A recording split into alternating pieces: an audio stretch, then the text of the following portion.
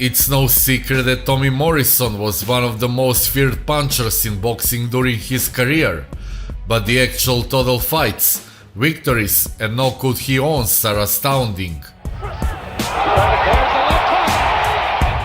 According to legend, his amateur record was 290-21, with the best 263 of those coming via knockout. He's a kid that has all the potential in the world. An unbelievable number of stoppages for anyone, but given the fact Tommy was just 19 when he turned professional, it's unfathomable to amass that kind of experience. The uppercuts, the overhand rights, and left hooks and all that, when it comes together, produces a good thing for us all. He finished pro career with a record of 48-3 with 42 knockouts. That's really saying something, as his generation included the likes of Mike Tyson, Evander Holyfield, Riddick Bowe, Lennox Lewis and George Foreman. The 1990s was one of the best eras in boxing as a whole, and Morrison was just one of many great fighters that helped the sport reach new heights. If you put Rocky Marciano and Floyd Patterson together, you'd have me.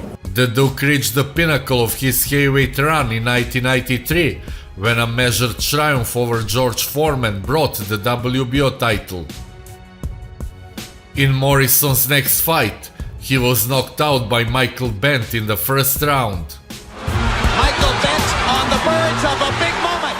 Morrison's other losses were brutal KOs by at the hands of Ray Mercer and Lennox Lewis. As an individual that had the opportunity to be a role model and blew it.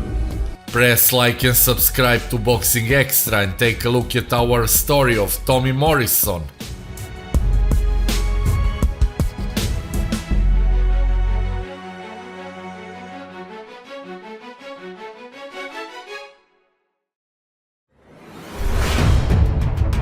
Tommy Morrison began fighting at a very young age, entering tough man contests as a teenager. I fought in 21 tough man contests altogether. I won them all but one. Morrison later advanced to the 1988 Olympic trials, where he met and lost a split decision to the older and more seasoned eventual gold medalist Ray Mercer. Morrison would turn pro in November 1988. He's motivated and dedicated, which is very important. He would reel off 28 straight wins and clobber some recognizable names.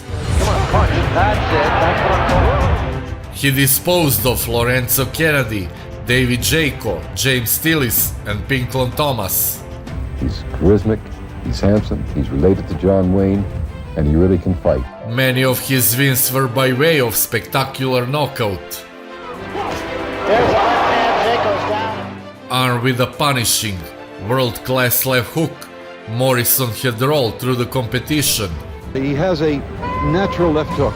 Although he had emerged as a dangerous challenger in the division, many still questioned his stamina, as he had yet to be truly tested. This is a big test for Morrison. He was given an opportunity to face fellow fighter Ray Mercer, the WBO title holder, in a clash of unbeaten punchers on October 18, 1991. And the left hook, of course, has been the key for you throughout your career. It'll be the key against Mercer?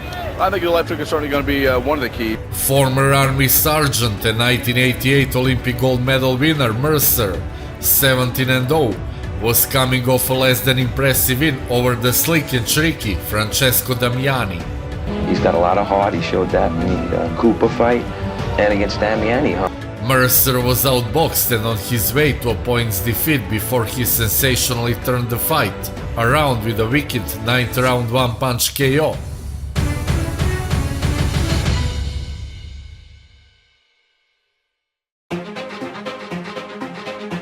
Mercer, known as Merciless, had a chin that was simply legendary, and after taking Tommy's best in the opening 3 rounds, the older, more experienced man was able to come back. He hit me hard. I've ever been hit in boxing. Early in round 5, Morrison was stung by a Mercer power shot before being victimized by a barrage of over 15 unanswered punches before slumping to the canvas. Following his loss, Morrison strung together 8 consecutive victories before landing another shot at the vacant WBO title against popular 44-year-old former heavyweight champion George Foreman. He's got a lot of weight and he's got a lot of age. And I've got to try to counterbalance that with youth, speed, and athletic ability.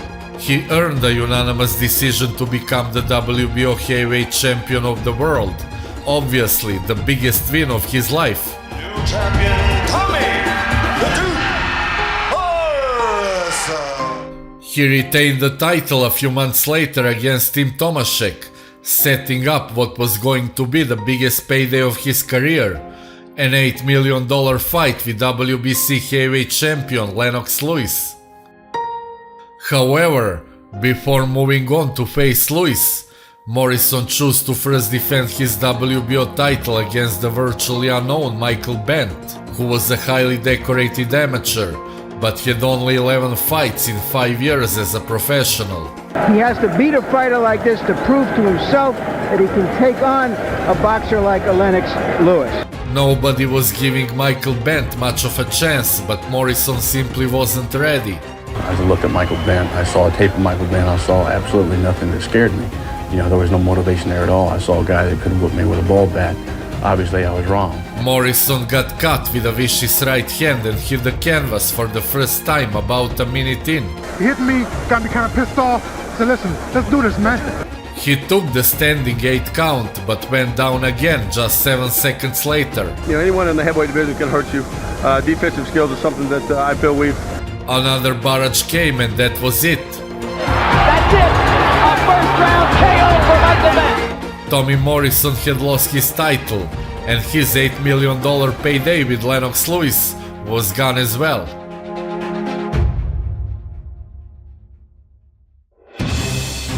After facing a bevy of unknowns and fighting to a draw with journeyman Ross Purity, Morrison was able to get back in contention with a knockout victory over fellow heavyweight contender Donovan Razor Ruddock.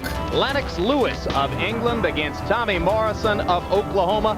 On October 7th, 1995, Lewis and Morrison clashed at the Atlantic City Convention Center for Morrison's IBC belt. Though the title was a minor formality for two fighters who had experienced bigger levels of success and failure.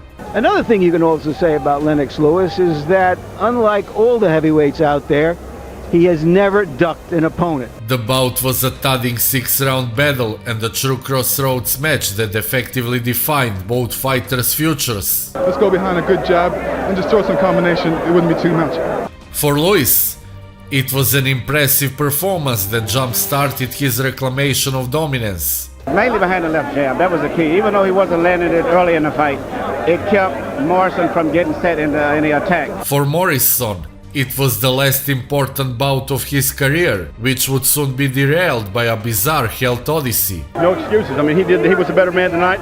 But, you know, I never fought in this position before, but I'm young. No sense in taking punishment, and I'll be back. You know, it's one of those things. Morrison long denied he had HIV, claiming his test results were false positives. But see me as an individual that had the opportunity to be a role model and blew it. A top 10 heavyweight for the better part of 1991 to 1996, and unquestionably one of the most exciting fighters in that explosive decade, died on September 1st, 2013.